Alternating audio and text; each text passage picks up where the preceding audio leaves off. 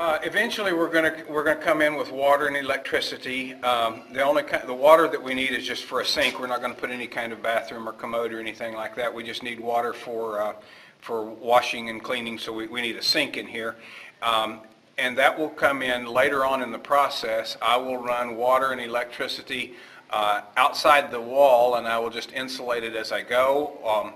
Or if it's the electricity will be run through conduit, and I'll just put outlets wherever I need them.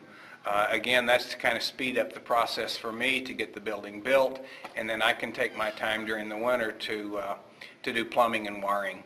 And all I have in this basement is I had the crew that poured the slab for me to put a hole in the middle, and that would be an exterior outlet, and all it will be is gray water. There will be no black water coming out of this particular room, so I don't need a septic system for that.